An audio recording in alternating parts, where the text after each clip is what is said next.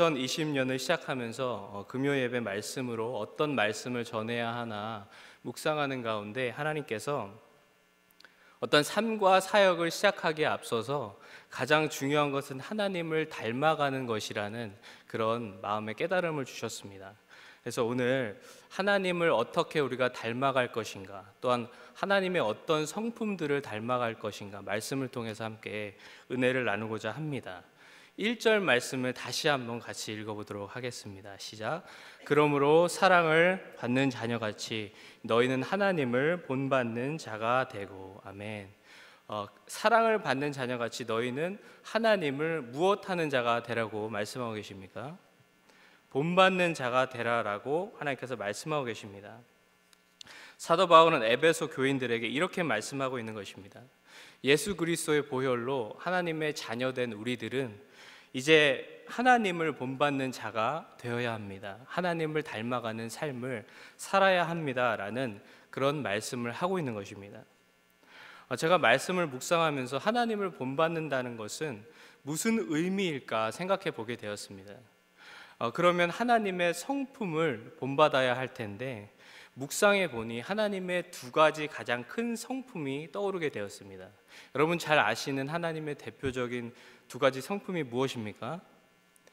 공의의 하나님, 또 사랑의 하나님이십니다. 거룩의 하나님, 사랑의 하나님이십니다. 그래서 하나님의 거룩하심과 사랑하심을 우리가 닮아가야 하겠다라는 그런 묵상을 하게 되었습니다. 2020년도 새해를 시작하면서 우리가 하나님을 본받는다는 것은 하나님의 사랑과 하나님의 거룩하심이 우리의 삶 가운데 나타나는 삶이 되어야 할 줄로 믿습니다. 그래서 2절을 보시면 2절을 다시 한번 같이 읽어보도록 하겠습니다. 시작. 그리스도께서 너희를 사랑하신 것 같이 너희도 사랑 가운데서 행하라. 그는 우리를 위하여 자신을 버리사 향기로운 제물과 희생 제물로 하나님께 드리셨느니라. 2절을 보시면 그리스도께서 너희를 사랑하신 것 같이 너희도 사랑 가운데서 행하라 라고 말씀하고 계시는 것입니다. 지금 이 하나님의 사랑의 성품을 닮아서 우리도 하나님의 사랑 가운데 그 사랑을 실천하며 살아라라고 말씀하고 계신 것입니다. 이 말씀에서 너희를 사랑하신, 그리스도께서 너희를 사랑하신 것 같이, 이 것 같이의 단어는 원어로 헬라어로 카도스라는 단어를 사용하고 있는데, 이 카도스의 의미는 단순히 우리의 주관적인 그런 감정과 사랑에 기초한, 근거한 그런 사랑이 아니라 예수 그리스도의 사랑에 근거해서 예수님께서 우리를 사랑하신 것 같이 그 사랑으로 우리 주위의 영혼들을 사랑하라라고 말씀하고 계신 것입니다. 주님께서 우리를 어떻게 사랑하셨습니까? 자기 생명을 내어주실 정도로 조건 없는 아가페의 사랑을 우리에게 보여주신 줄로 믿습니다. 우리는 서로 간의 사랑에 있어서 조건이 있고 변하기도 하고 자기 중심적이고 이기적인 사랑을 하고 있는데, 하나님께서는 지금 그런 사랑이 아니라 자신의 생명까지 조건 없이 내어주신 그런 완전한 사랑, 그런 아가페의 사랑으로 우리 주위의 영혼들을 사랑하라라고 말씀하고 계시는 것입니다. 이 하나님 아버지의 사랑을 그나마 이 세상에서 가장 잘 표현할 수 있는 사랑이 있다면 바로 부모님의 사랑이 있을 것입니다. 우리가 보통 어머니의 사랑은 평소에 많이 느낄 수 있는데, 제 경우에는 이제 아버지의 사랑을 한번 크게 받은 적이 있습니다. 그래서 한번 나눠보고자 합니다. 저희 아버님이 목사님이셔서 굉장히 바쁘셨습니다. 그래서 어렸을 때 어디 놀러 가거나 아버지랑 어떻게 어떤 놀이를 했던 기억이 거의 없습니다. 새벽에 나가셔서 밤까지 사역을 하셨기 때문에 사랑하는 줄은 알고 있었지만 그렇게 표현을 많이 못 받았습니다. 그런데 제가 군대를 다녀와서 그 아버지의 깊은 사랑을 크게 느낀 적이 있었습니다. 제가 군대를 제대하고 나서 아버님이 제 친구들을 한번 부르라고 하시더라고요. 그래서 불렀더니 아버님이 삼겹살을 구워주시겠다고 직접 이렇게 콜라랑 삼겹살을 사오셔서 직접 저희 친구들 앞에서 막 굽기 시작하셨습니다. 근데 저희 친구들은 안절부절 못했던 게 그 이유가 담임 목사님이시기 때문에 담임 목사님 삼겹살을 구시는데 이게 좀 안절부절 못하면서 약간 부담스러운 자리인데, 저희 아버님이 너무나도 기쁜 그 표정으로 제 친구들에게 이렇게 농담도 하시고 재밌는 얘기도 하시면서 너무 그런 기쁜 모습을 제가 볼 수 있었습니다. 그래서 제가 친구들이 간 다음에 제가 어머니에게 물어봤습니다. 이렇게 얘기를 했습니다. 오늘 아버님 무슨 기분 좋은 일이 있으시냐고 이렇게 물어봤더니 어머니가 이렇게 말씀하시는 거였습니다. 성광아, 네가 건강하게 제대해서 아빠는 너무 기뻐하시는 거야. 너 군대 있을 때 날마다 눈물로 기도하셨단다. 그래서 지금 제대를 해서 아빠가 너무 기뻐하시는 거야. 그런 말씀을 들을 수가 있었습니다. 저를 군대 보내시고 얼마나 기도하셨을지, 날마다 눈물로 얼마나 하나님께 간구하며 기도하셨을지 그 모습이 상상이 가면서 그때 당시 아버님의 그런 바다도 같은 깊은 그런 사랑을 느낄 수가 있게 되었습니다. 하나님께서는 이것보다 측량 한참 미치지 못하겠지만 그거와는 비교할 수 없는, 측량할 수 없는 그 하나님의 사랑으로 우리를 사랑하고 계시는 줄로 믿습니다. 이제는 우리가 그 받은 사랑을 우리 주위의 영혼들에게 사랑을 보여줘야 하는 것입니다. 우리는 이제 그 예수님의 십자가의 보혈로 한 하나님 아버지 밑에서 한 가족이 된 줄로 믿습니다. 여러분 옆에 있는 주위의 지체들이 우리의 가족이 된 것이고 우리는 한 하나님 아버지를, 사랑의 하나님을 섬기는 같은 지체가 된 줄로 믿습니다. 옆에 있는 분들과 함께 인사하도록 하겠습니다. 주님 안에서 참 사랑합니다. 많이 사랑합니다. 진짜 사랑합니다. 이렇게 한번 인사하도록 하겠습니다. 억지로 꾸역꾸역 짜내서 죄송합니다. 다음으로는 이제 거룩하심에 대해서 말씀을 하고 계십니다. 3절부터 하나님의 완전하신 거룩하심을 따라서 우리도 거룩해야 함을, 본받아야 함을 말씀하고 계시는 것입니다. 여러분 너무나도 많이 들어서 잘 알고 계시겠지만 거룩이라는 단어는 히브리어 원어로 카데시라는 단어인데 뜻은 무엇입니까? 구별되다라는 의미를 가지고 있습니다. 세상에 살지만 세상에 혼합되는 것이 아니라 세상과 구별된 그런 정결하고 구별된 빛과 소금의 삶을 살라라고 말씀하고 계시는 것입니다. 우리가 좀 길지만 3절부터 5절까지 말씀을 같이 한번 읽어보도록 하겠습니다. 길지만 한번 읽어보도록 하겠습니다. 시작. 음행과 온갖 더러운 것과 탐욕은 너희 중에서 그 이름조차도 부르지 말라. 이는 성도에게 마땅한 말이라. 누추함과 어리석은 말이나 희롱의 말이 마땅치 아니하니 오히려 감사하는 말을 하라. 정녕 이것을 알거니와 음행하는 자나 더러운 자나 탐하는 자 곧 우상 숭배자는 다 그리스도와 하나님의 나라에서 기업을 얻지 못하리니. 여기에서 우리는 하나님의 성품, 즉 죄를 티끌만큼도 용납치 않으시는 하나님의 또 다른 성품인 거룩하심에 대해서 알 수 있는 것입니다. 하나님을 본받는 자인 우리들은 지금 3절부터 5절에 기록되어 있는 이 죄악들을 이름조차도 부르지 말라고 말씀하고 계십니다. 그러면서 우리는 빛의 자녀이기 때문에 거룩한 삶을 살라라고 말씀하고 계십니다. 사도 바울은 크게 빛의 자녀와 어두움의 자녀로 구분해서 말씀하면서 이 거룩하심에 대해서, 하나님의 거룩하심을 쫓아 사는 그런 빛의 자녀의 삶에 대해서 말씀하고 계시는 것입니다. 8절을 같이 한번 읽어보도록 하겠습니다. 시작. 너희가 전에는 어둠이더니 이제는 주 안에서 빛이라. 빛의 자녀들처럼 행하라. 아멘. 사도 바울은 에베소 교인들에게 그들이 그리스도를 영접하기 전에는 어두움과 사망 가운데, 그런 죄악된 삶 가운데 어둠의 자녀들이었지만 이제는 빛이신 예수님께서 우리 삶에 오셔서 이제는 우리가 주님을 영접하고 우리가 빛의 자녀들의 삶을 살게 된 줄로 믿습니다. 이제 우리는 하나님의 빛의 자녀가 된 것입니다. 그러면 이 빛의 자녀가 된 우리들은 하나님의 거룩하심을 쫓아서 빛의 열매들을 맺어가야 한다라는 사실입니다. 9절을 같이 한번 읽어보도록 하겠습니다. 9절 말씀입니다. 시작. 빛의 열매는 모든 착함과 의로움과 진실함에 있느니라. 다시 한번 읽겠습니다. 빛의 열매는 모든 착함과 의로움과 진실함에 있느니라. 아멘. 빛의 열매는 어떤 열매가 있다고 말씀하고 있습니까? 착함과 의로움과 진실함의 열매가 따라야 한다고 지금 말씀하고 있는 것입니다.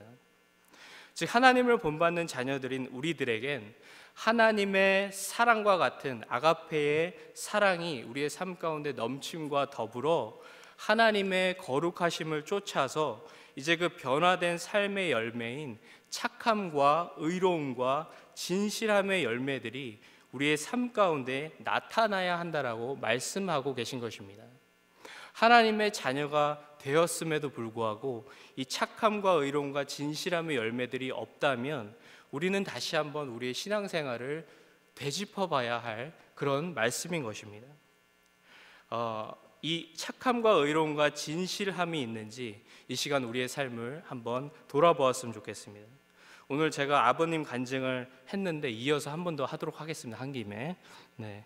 하나님의 성품, 하나님 아버지의 성품이어서 그런지 우리 아버지의 성품을 자꾸 이야기하게 되는데 우리 아버님은 자랑이 아니라 참 진실하십니다. 저희 아버님은. 그래서 어떤 일이 있었냐면 제가 1976년 12월 30일에 태어났습니다. 거의 막날에 막일에 태어나게 됐는데 제가 한국에서는 태어나면 바로 1살이잖아요. 근데 태어난 지 이틀 만에 2살이 됐습니다. 그래서 애는 피덩인데 2살인 거예요. 너무 억울하잖아요. 그래서 친척들이 그랬습니다. 얘 평생 억울하게 살 거라고. 그래서 그때 당시에는 호적을 조금 날짜를 바꿔서 올리기도 했는데 얘를 좀 77년 1월 1일로 올리자고 저희 부모님에게 제안을 했습니다. 근데 저희 아버님이 참 잘하셨는데 하나님께서 정해주셔서 아이가 태어난 그 날을 우리가 거짓말로 바꿀 수 없다고, 그래서 그대로 호적에 올리셨습니다. 그렇게 작은 것부터 진실한 삶을 살으셨습니다. 그래서 제가 미국에 와서 제 나이를 이제 찾게 됐습니다. 근데 그렇게 진실한 삶을 사셨기 때문에, 그 목회도 그렇게 하셨기 때문에 그 진실함의 선한 영향력이 그 목회와 교회와 주위 사람들에게 많은 열매들로 나타난 그런 모습을 제가 볼 수 있게 되었습니다. 우리의 삶에서 착하고 의롭고 진실되게 살아갈 때에 많은 사람들이 하나님의 영광과 거룩하심을 보게 될 줄로 믿습니다. 이 마지막 시대에 얼마나 많은 크리스찬들이 자신들의 이익을 위해서 어떤 비즈니스나 삶의 많은 영역들에서 자신들의 이득을 위해서 거짓말로, 진실되지 못함으로 살아가는 모습을 우리가 많이 볼 수 있게 됩니다.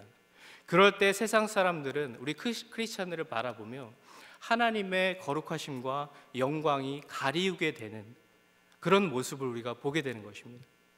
그래서 하나님께서는 우리의 사랑과 그런 거룩함, 빛의 자녀로서의 삶을 통해서, 빛의 열매들을 통해서 하나님께서 영광 받으시기를 원하시는 줄로 믿습니다. 여러분이 착함과 의로움과 진실함의 그런 빛의 열매들을 맺어갈 때에 하나님께서 영광 받으시고 하나님의 거룩하심이 이 땅에 온전히 드러나게 될 줄로 믿습니다. 우리 13절을 같이 한번 읽어보도록 하겠습니다. 시작. 그러나 책망을 받는 모든 것은 빛으로 말미암아 드러나나니 드러나는 것마다 빛이니라. 아멘. 다시 한번 읽겠습니다. 그러나 책망을 받는 모든 것은 빛으로 말미암아 드러나나니 드러나는 것마다 빛이니라. 책망을 받는 그 죄악들은, 이 마지막 시대의 세상의 그런 썩어져가는 죄악들은 빛으로 말미암아 드러나게 되고 그것으로 말미암아 치유되고 회복될 것이다라고 하나님께서 말씀하고 계시는 것입니다. 다시 말씀드리면 우리의 삶을 통해서 우리가 그 어두움에 갔을 때에 그 공동체가, 그 사회가, 우리가 속한 그곳이 우리의 빛으로 인해 그 어두움과 죄악이 드러나고 치유되고 회복되어질 것을 하나님께서 말씀하고 계시는 것입니다. 여러분은 하나님의 축복의 통로인 줄로 믿습니다. 여러분이 가는 그 곳곳이 바로 치유와 회복이 일어나는 그런 하나님의 그런 거룩하심이 일어나는 드러나는 그런 복된 삶이 되시기를 주님의 이름으로 간절히 축원합니다. 그러면서 16절에 보시면 세월을 아끼라 때가 악하니라 라고 말씀하고 계십니다. 지금 우리는 마지막 때를 살고 있는 줄로 믿습니다.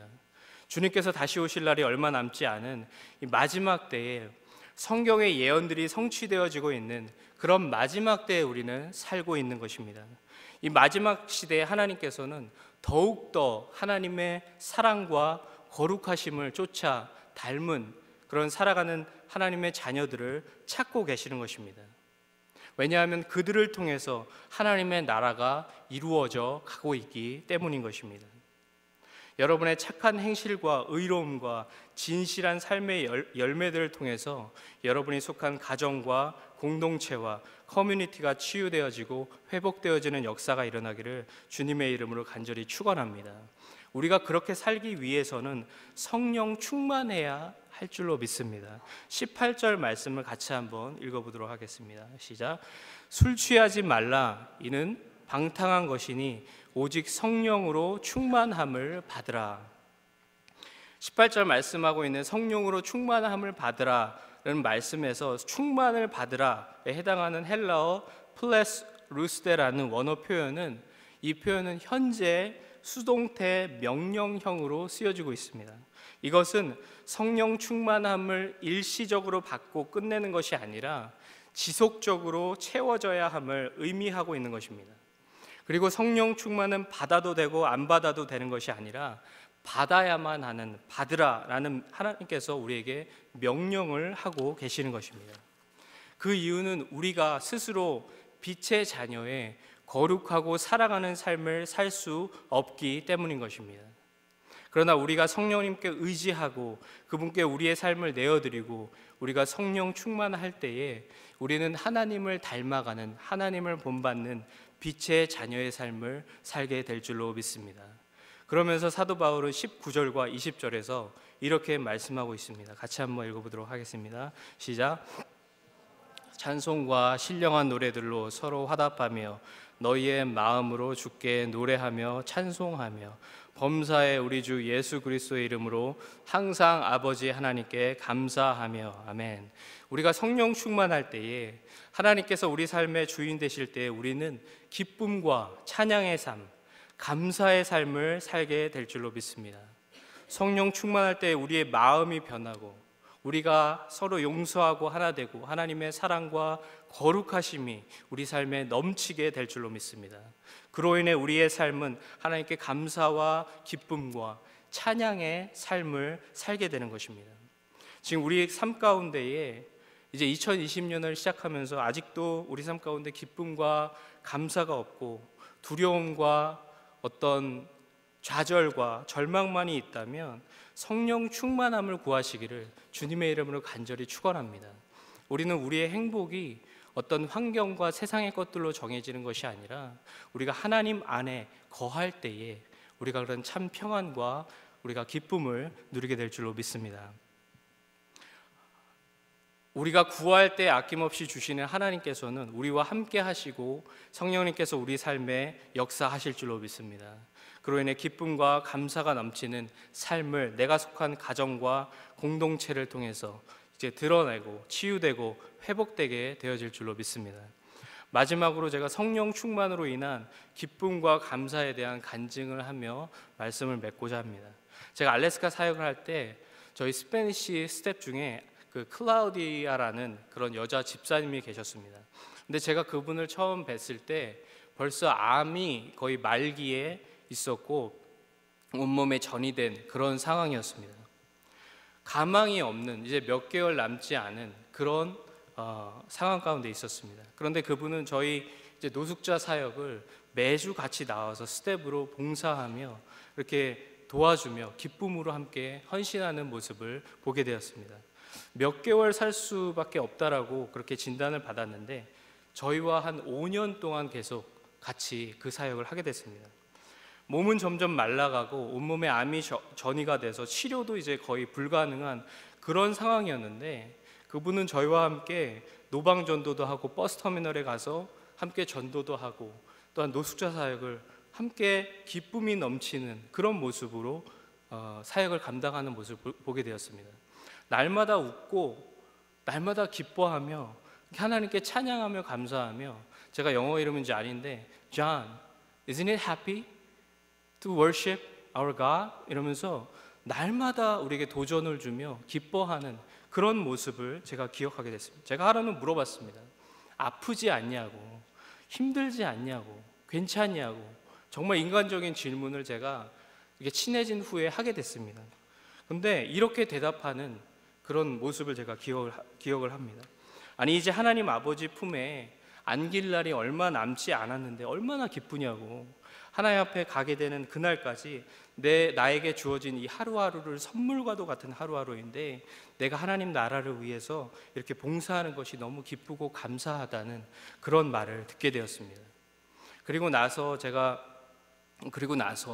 이제 시애틀에 거의 마지막에 소천 돌아가시기 전에 시애틀 병원에서 그분이 입원하셔서 사진을 한 장 저희에게 보내주셨는데, 머리는 다 깎게 되었고 한 가닥도 없이 다 빠졌고 몸은 너무나도 말라 있는, 이제 정말 하나님 품에 안기기 얼마 전에 그런 모습을 사진으로 찍어서 보내주게 됐는데, 몸은 너무나도 말라 있고 허약하지만 얼굴의 미소는 정말 제가 지금 표현을 못할 정도로 성령 충만하고 세상이 줄 수 없는 기쁨의 모습을, 그렇게 미소를 짓고 있었습니다.